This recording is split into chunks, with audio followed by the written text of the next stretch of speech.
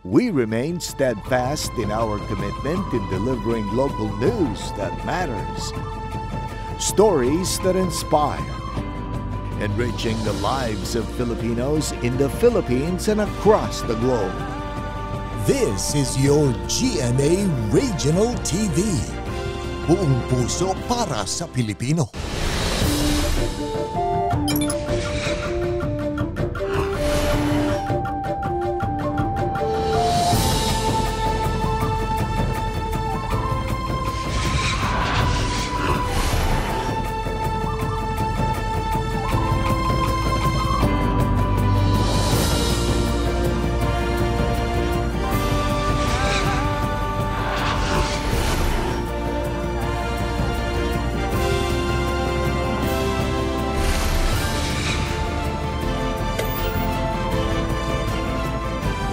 Ito ang GMA Regional TV, Balitang Southern Tagalog.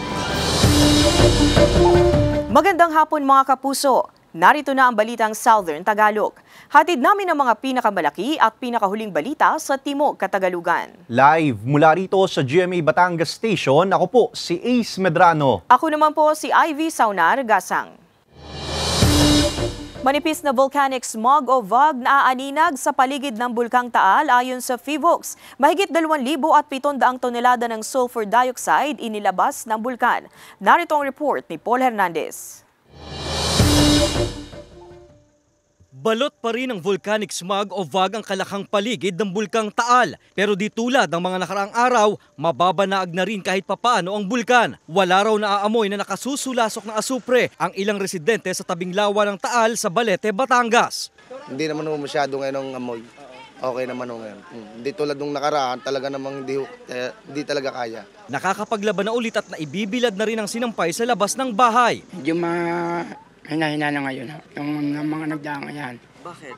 Ay, yung sa dahong nag-aanap yan, hindi makita ko mga bundok na yan. Base sa bulletin ng PHIVOLCS, mahigit 2,700 na tonelada ng sulfur dioxide ang pinakawala ng Taal sa pinakahuling monitoring. Pero walang volcanic earthquake ang naitala ng ahensya. Wala tayong nakikitang eruption pa within the next few days. For example, during the 2020 eruption, days before, noong December 23, it erupted January 2020, but December 2019, nagkaroon po tayo ng 125 volcanic earthquake. Samantalang ilang mga residente gaya ni na Jeffrey at Jason, nakahanda na rin ang mga gamit sakaling kailanganin nilang lumikas. Bagamat kakaunti na ang VOG na nakikita sa lugar, hindi pa rin daw nila maiwasang mangamba. Nakatingin po sa bulkan, makaputok ko bago lumikas. Nakaligpit po mga gamit pagka puputok hari po pumutok para mga tao hindi mga lumikas at saka panatag po aming loob sa Panginoon. Napakadelikado rin ng usok na yan. Hindi natin masabi na bigla nang pumutok bigla. Hindi, nakahanda naman po kami na tulad na po namin sa sasakyan, nakahanda na po din talaga kung sakasakali man. Patuloy na nakaalerto ang mga otoridad sa lagay ng bulkan. Pinag-iingat din ng Provincial Tourism Office ng Batangas ang publiko at inaabisuhang pagplanuhang mabuti ang pamamasyal. Tinitiyak din ng Office of Civil Defense o OCD Calabarzon ang pagtugon nila sa disaster response. Halos 17,000 face mask na ang naipamahagi ng tanggapan sa mga apektado ng volcanic smog o VOG. Paul Hernandez, Balitang Southern Tagalog. 35 anyos na lalaking nakatayo sa gilid ng kalsada, patay matapos makaladkad ng isang kotse sa Bawan, Batangas. 4 pang sasakyan na bangga rin ng kotse ayon sa pulisya. Tutukan yan sa report ni Denise Abante. Dead on arrival sa ospital ang 35 anyos na si Mark Anthony Nacionales, residente ng Barangay Balayong, Bawan, Batangas matapos mabangga ng isang kotse habang nakatayo lamang sa gilid ng kalsada sa tapat mismo ng kanilang bahay. Nakaladkad pa raw ang biktima, 20 metro ang layo mula sa kanyang kinatatayuan. Sa investigasyon ng pulisya mula sa bahagi ng Balayan Lemery ang kotseng minamaneho ni Henry Perez, 43 anyos at residente ng Lucena City, Quezon, nang bigla na lang nitong salpukin ang biktima. 4 pang sasakyan nakaparada sa gilid ng kalsada ang nabangga. Sa resulta ng medical examination ng suspect, nasa impluwensya ito ng alak nang mangyari ang insidente. parang patungo or something yung driver at nasagasaan niya niya kung nakapalit ng karsada. Para makaapat na sasakyan, medyo may kabilisan yung takbo niya and nag-positive siya sa alcoholic breath test doon sa medical certificate niya. Sa salaysay ng suspect sa pulisya, hindi raw kumagat ang preno ng sasakyan na nagresulta sa aksidente. Sa ngayon, nasa kustodiya na ng Bawan Police Station ang suspect na nahaharap sa kasong reckless imprudence resulting to homicide and damage to property. Nakalagak naman na ang mga labini nasyonales sa kanilang tahanan sa Balayong Bawan, Batangas. Sinusubukan pa ng GMA Regional TV Balitang Southern Tagalog na makipag-ugnayan sa pamilya ng biktima, may-ari ng mga sasakyan at sa suspect para sa kanilang pahayag. Iba yung pag-iingat ang paulit-ulit na paalala ng pulisya. Lalo-lalo po doon sa malalaking kalye na mga national roads. Kung tayo po uuwi, papunta ng bahay, alalahan natin na may uuwian tayo na pamilya. Pangalawa, yung ating pong maka-aksidente ay may mga pamilya rin. Huwag po tayong mag-inom kung mag-drive. Denise Abante, Balitang Southern Tagalog. Good news lalo na sa mga kapuso nating motorista dahil matapos ang 11 sunod-sunod na linggong pagtaas sa presyo ng mga produktong petrolyo, rollback muna ang ipatutupad ng oil companies simula bukas. Asahan ng 20 centavos na rollback sa kada litro ng gasolina at diesel, habang 50 centavos kada litro naman sa kerosene. Ayon sa Oil Industry Management Bureau ng Department of Energy, dahil ito sa State Monitoring Policy na ipinatupad ng Amerika at Europa na mataas na interest rate sa mga bangko at paglakas ng US dollars kontra piso. Kung may combination ng mataas na interest rate, malakas na dolyar, at saka mataas na presyo ng produktong petrolyo, so nabuhay na naman po yung takot sa recession. So kapag may recession, the same case, ang outlook po sa demand, mahina po. So those are the three main reasons kung bakit makakaranas po tayo ng rollback. Ika-4 na pagdinig sa kaso ng umano'y pagmamaltrato ng dating amo ni LV Vergara isinagawa ngayong araw September 25. Ang detalye sa report ni Hazel Alviar. Voluntaryong dumalo sina alias Pau Pau, Belinda Magno at alias Rendon sa ika-4 na public hearing ng Committee on Justice and Human Rights sa Senado ngayong araw. Sila ang dati ring mga kasambahay ng mag-asawang Franz at Pablo Ruiz na tumatayong saksi sa umano'y pananakit ng mga dating amo kay LV Vergara. Maging sila rin daw ay naging biktima ng pananakit ng mag-asawa. Inamin ni Franz na kilala niya si Belinda pero itinanggi nitong kilala nito at nagtrabaho sa kanila si alias Pau Pau. Kailan niyo po na-witness yung pananakit nitong mag-asawang Ruiz kay Manang LV? Actually po, Senator Rafi po, hindi ko po talaga na-witness. Yun po ay naririnig ko lang po. Then nakita ko lang po si Ate LV na naghuhugas po ng kanyang bibig at saka po sa ari niya dahil po gawa po dun sa sili. Your Honor, si Pau Pau po ay hindi ko tao at hindi ko nakita ang kanyang anino sa aking tindahan mula nang tayo ako ng tindahan. Inilabas na rin ng Senado ang resulta ng isinagawang polygraph test o lie detector test sa mag-asawang Ruiz. Ito po, Your Honor, sa polygraph test ni Franelyn Ruiz, yung mga tinanong po sa kanya na nagsisinungaling siya ay ito po. Totoo bang lahat ang mga akusasyon o paratang laban sa iyo ni Ate LV Vergara? Ang sagot po niya ay hindi po, pero meron po siya ditong deceptive reaction. Mr. Viterbo, ikaw nag-ano kay Mr. Ruiz? Yes, Sir Honor. So, ibig sabihin, nagsisinungaling sila. Si Mr. Ruiz? Yes po. Pareho nang makukulong sa Senado ang mag-asawang Ruiz matapos magmosyon si Senator Rafi Tulfo na i-cite for contempt si Pablo Ruiz dahil sa pagsisinungaling rin nito. So, approved in open session given this day of the 25th of September 2023. OSAA is hereby directed to cause the detention. Hazel Alviar, Balitang Southern Tagalog. Supply ng tubig ng ilang residente sa isang barangay sa Batangas City na ibalik na. Samantala malinis na supply ng tubig tiniyak ng pamunuan ng Caloocan West Rural Water Works. Para sa detalye, makakasama natin live si Denise Abante. Denise?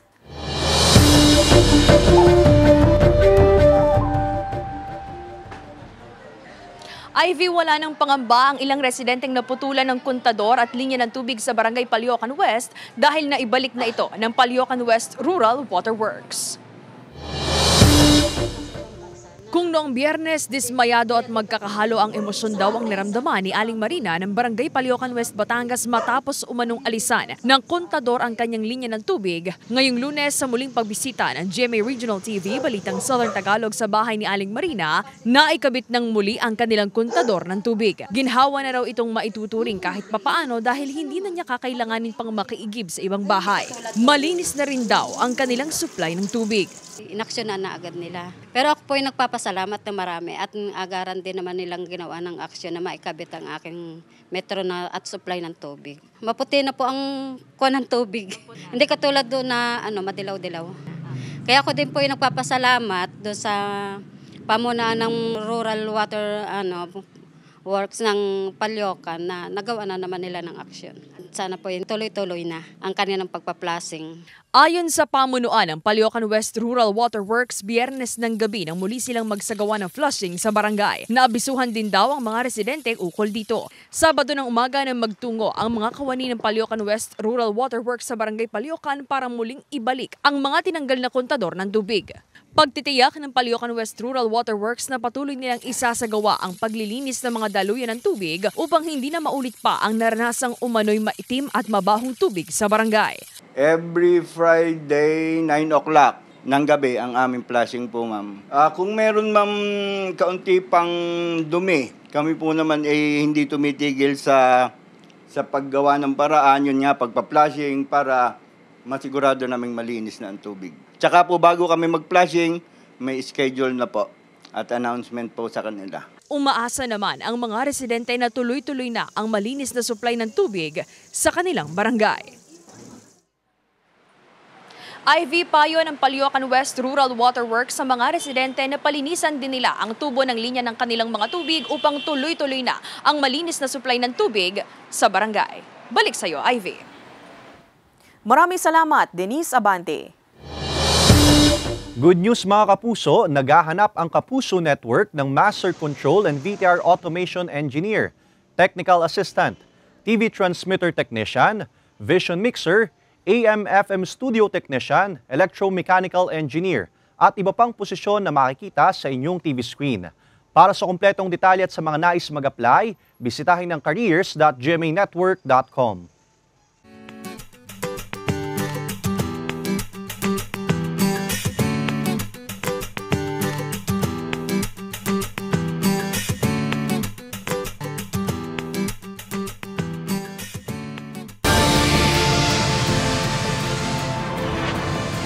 Ito ang GMA Regional TV, Balitang Southern Tagalog.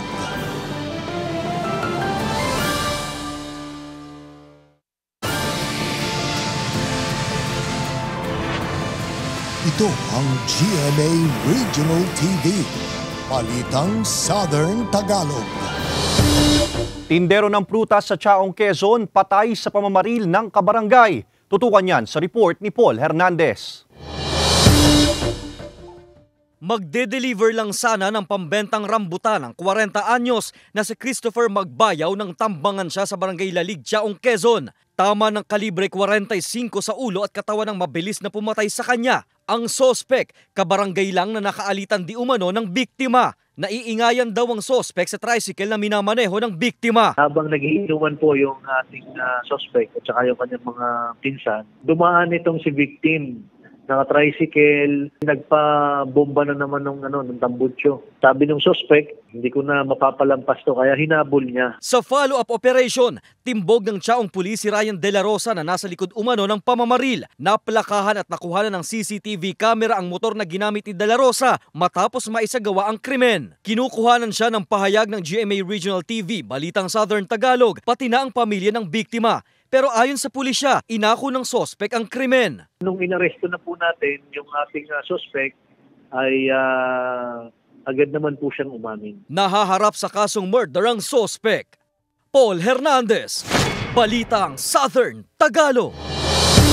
Anti-Red Tape Authority o ARTA nagbabala sa mga masusungit na kawani ng pamahalaan. Para sa detalye, makakasama natin live si Paul Hernandez. Paul?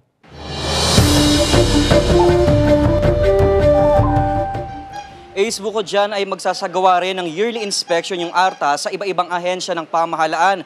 Ito'y para matiyak na naibibigay yung good customer service sa mga kliyente.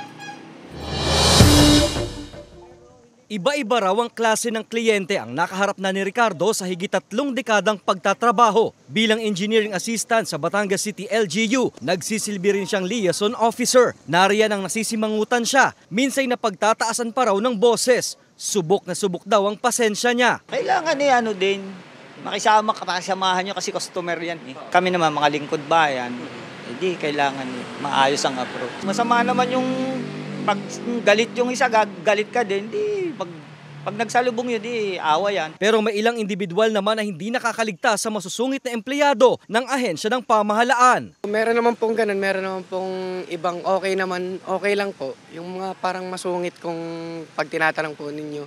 Hindi kayo masyadong pinapansin. Ganun. Siguro po ay pag yung tao ay hindi good mood, ganyan. Pinagpapasensya na lang po. Alam daw yan ng Anti-Red Tape Authority o ARTA, kaya't binalaan nila ang mga kawani ng gobyerno na nakasimangot at nagsusungit habang nakikipagtransaksyon sa kliyente. Pwede raw itong maging dahilan ng suspensyon o dismissal sa trabaho. Hinihimok ng ARTA na ipagbigay alam ito sa kanila. Meron din po tayong programa itong customer service satisfaction, no? Kung saan ikaw, pag may reklamo ka, may feedback ka, isusulat mo yon. May yearly inspection daw na ginagawa ang ARTA sa mga opisina ng pamahalaan. Ang kliyente, may kakayanan daw na i-rate ang klase ng customer service na natanggap niya. Samantala, nagbabala pa ang ARTA sa mga fixer na itigil na ang kalakarang ito at huwag kumagat ang mga aplikante o kliyente rito. Samantala, Ace, mariin yung paalala ng ARTA patungkol doon sa no noon break policy. Ibig sabihin na dapat daw na kahit lunchtime ay naasikaso pa rin yung mga kliyente. Ace. Maraming salamat, Paul Hernandez. Maaliwalas na panahon sa Batangas City, sinamantala ng mga turista para maligo sa dagat. Narito ang report ni Denise Abante. Kalmado ang dagat at maaliwalas ang panahong naranasan kaninang umaga sa Barangay Tabangaw, Aplaya, Batangas City. Kaya ang ilang mga turista sinamantala ang magandang panahon para maligo sa dagat at mag-relax. Ang 32 anyos na si Ann kasama ang kanyang mga katrabaho mula pa sa Laguna at naisipang mag-relax bago umuwi. Dumalo raw kasi sila kahapon sa isang okasyon at nagkayayaan sila ngayong araw na maligo sa dagat bago bumalik sa Laguna. Para pang samantalang maano yung stress, yun. Kasi lagi na lang sa bahay, tapos work, yun. Kahit temporary lang, matanggal yung stress. At think positive lang palagi. Dapat always ready, dapat laging alert. Bagamat mainit ang panahong naranasan kaninang umaga sa Kalakhang, Batangas, asahan pa rin daw ang pabugso-bugsong ulan ngayong hapon. Ayon sa Pag-asa, dala pa rin daw ito ng localized thunderstorms at hanging habagat na nakaaapekto sa kanlurang bahagi ng Southern Luzon at Visayas. Pagdating po natin ng hapon, asahan na po natin ang medyo magkakaroon po tayo ng mga localized thunderstorm at kalat-kalat ang mga pag-ulan. Yan po ay nararanasan natin kadalasan sa hapon hanggang sa gabi. Na ngayon po kasi tayo po ay southwest monsoon. Yun po ang ating panahon na kadalasan ay tumatagal po hanggang October. Sabi ng Pag-asa, posible raw na sa kalagitnaan ng Oktubre ang transition period o ang pagpapalit ng panahon mula habagat papunta sa amihan na siya raw pinakaaabang panahon ng 62 anyos na mangingisdang si Mang Roque dahil doon siya nakararami ng huli ng isda. Nakakakita na kahit na 2 kilo, 3 kilo sa lambat. Pinagbibili namin sa mag-uulam. Nakakabili mo ng 2 kilong bigas. Sa ngayon, walang nakataas na gale warning sa karagatang sakop ng Southern Luzon, ngunit patuloy na pinag-iingat ng mga otoridad ang mga residente at ang mga maglalayag na palaging umantabay sa mga abiso sa lagay ng panahon. Kasama si J. R. Manjares, Denise Abante, Balitang Southern Tagalog. Kapistahan ni St. Padre Pio ay pinagdiwang sa kauna-unahang pagkakataon sa isang barangay sa San Juan, Batangas. Samantala, mga deboto dumagsa sa Parish and National Shrine of St. Padre Pio sa Santo Tomas City. Tunghayan yan sa report ni Denise Abante. Tuwing September 23, ginugunita ng Simbahang Katolika ang kapistahan ni St. Padre Pio na isa sa mga pinakatanyag na santo. Sa Sitio Limho, Barangay Sapangan, San Juan, Batangas, napuno ng mga demotong dumalo sa misa ang bagong tayong St. Padre Pio Chapel na matatagpuan sa ibabaw ng isang burol. Makasaysayan ang selebrasyon para sa mga residente dahil ito ang kauna-unahang pagkakataon na nagdaos ng kapistahan sa lugar bilang pagpaparangal sa kanilang kinikilalang milagrosong patron. Pinangunahan ang misa ni Reverend Father Alexius Magtibay, OSJ, Kura Paroko ng Parokya ni San Juan Nepomuceno. Sentro ng humiliya ang mahahalagang tagpo sa buhay ng santo. Humingi po na ay pangalawang sikat na santo. Bago matapos ang misa, binasbasan ng pari ang bagong tayong kapilya at ang mga imaheng nakalagak sa may altar. Nagsagawa rin ng pagbibinyag sa mga bata. Ang mag-asawang sina Ramir at Karina maraming ipinagpapasalamat sa poon. Nagbigay siya sa amin na yung strength din, ng lakas na huwag kami magreklamo kung ano man ang nararamdaman namin. Kasi konti lang yung pain compared sa pain niya. Nagkaroon tayo ng chapel, yun lang aking naging inspiration din. Hindi ko akalain na ganito pala napakarami palang mga devoto ni Padre Pio. Samantala, iprinosisyon din ang imahe ni Padre Pio sa pangunahing daan sa lugar. Kasamang naglakad ng mga ermano at ermana, suot ang kani-kanilang makukulay na barong at gown. Sa Parish and National Shrine of St. Padre Pio sa Santo Tomas City, Batangas, dagsa rin ang mga deboto sa halos lahat ng mga misa noong Sabado. Alas 9 ng umaga ng pangunahan ni Archbishop Anthony Cardinal Pula na mula pa sa India ang misa konselebrada sa pambansang dambana. Kasamang nakipagdiwang si Lipa Archbishop Gilbert Garcera at ilan pang mga pari. Bago ang kapistahan, nagsagawa rin ng 9 na araw na misa nobenaryo sa simbahan sa karangalan ni Santo Padre Pio. Denise Abante, Balitang Southern Tagalog.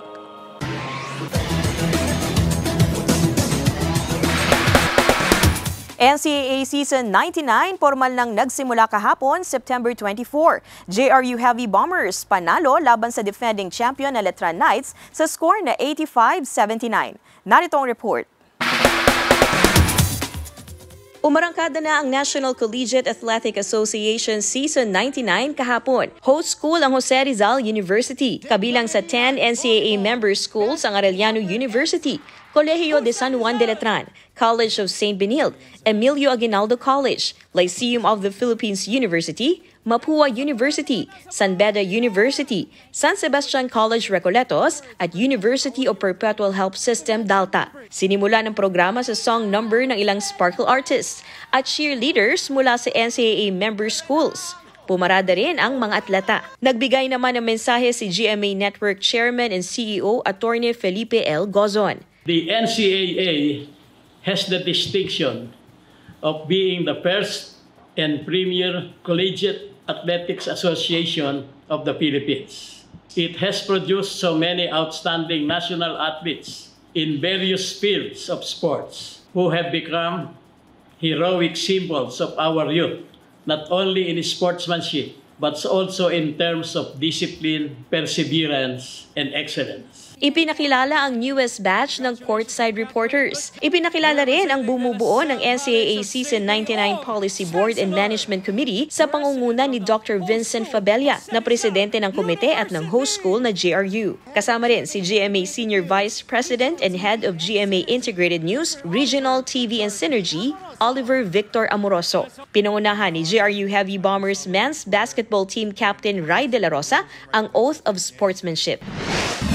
Sa unang laro, pinatoob ng Jose Rizal University ang 3-time defending champions, Colegio de San Juan de Letran, 85-79 sa overtime. Tumikada ng 3-point shot si Deo Cuajao ng Letran upang itabla ang score sa 73. 3.2 seconds ang nalalabi sa regulation. Kontrolado ng JRU ang extra period hanggang sa maiselyo ang panalo. Bumida sa laro ang rookie ng JRU na si Sean Argente na kumamada ng 12 points, lahat galing sa 3-point territory. Ivy Saunargasang, Balitang Southern Tagalog.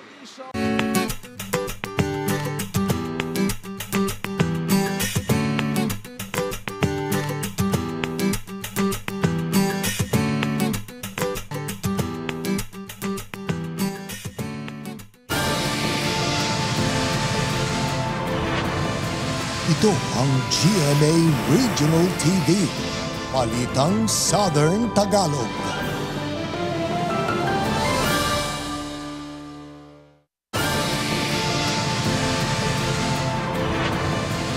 Ito ang GMA Regional TV. Balitang Southern Tagalog. Arestado ang 2 katao sa magkahiwalay na buy-bust operation ng pulisya sa bayan ng Santa Cruz, Laguna. Unang naaresto si alias J sa barangay Labunin matapos umanong magbenta ng hinihinalang ilegal na droga sa police poster buyer. Nakumpiska sa sospek ang 3 sachet ng hinihinalang shabu na aabot sa 2 gramo at nagkakahalaga ng mahigit 13,000 piso, isang coin purse, cellphone pati na ang buy-bust money. Sa hiwalay na operasyon, arestado rin si alias Ricky pasado 2:00 na madaling araw kahapon sa parehong barangay. Nakumpiska sa sospek ang 2 sachet ng hinihinalang ilegal na droga na nagkakahalaga ng 12,000 piso. Nakumpiska rin sa sospek ang ginamit na buy-bust money. Nakakulong na ang mga sospek at naharap sa kasong paglabag sa RA 9165 o Comprehensive Dangerous Drugs Act of 2002.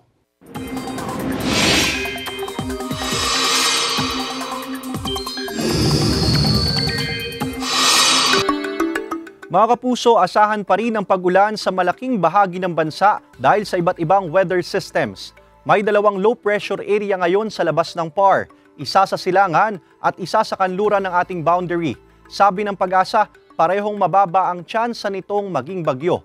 Pero yung trough o extension ng LPA na nasa silangan ng PAR umaabot sa ilang bahagi ng bansa.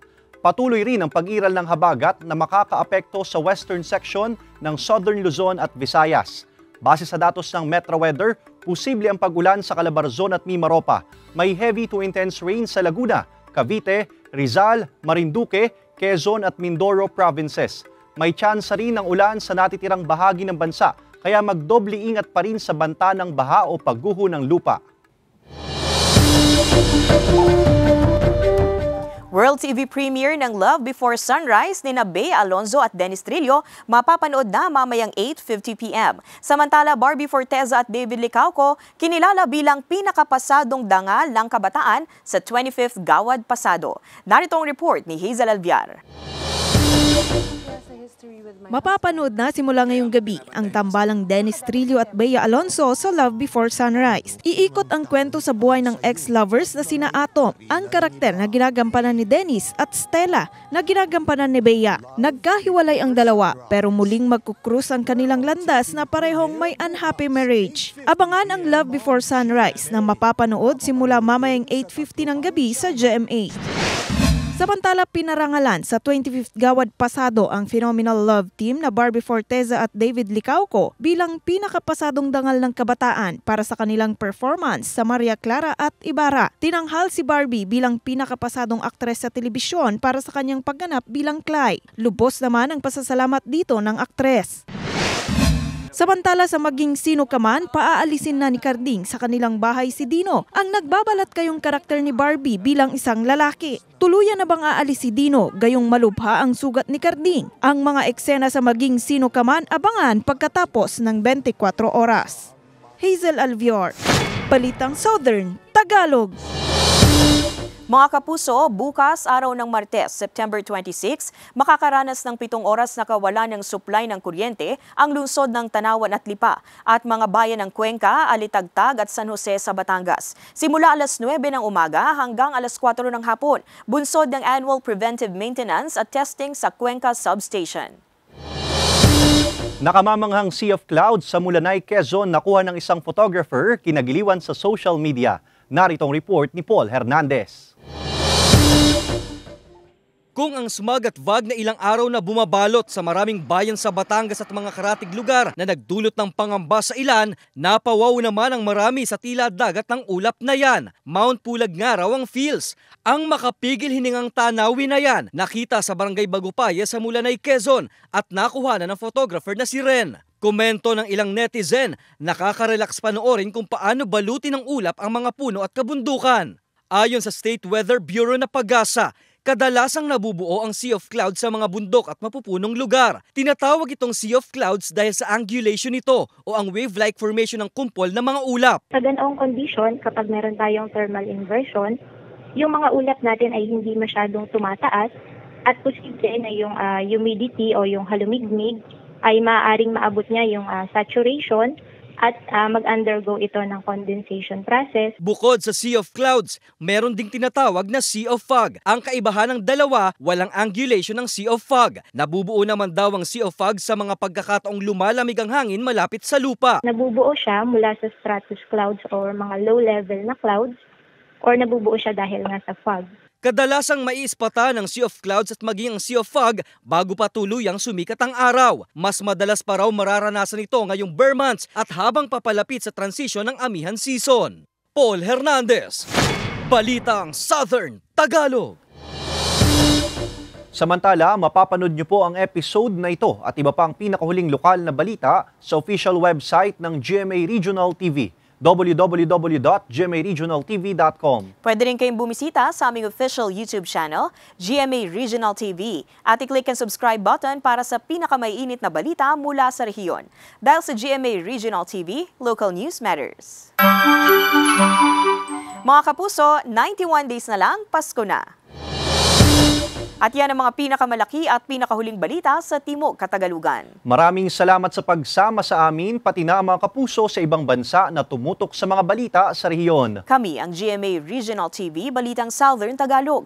Buong puwersa para sa mas malaking misyon at mas malawak na paglilingkod sa bayan.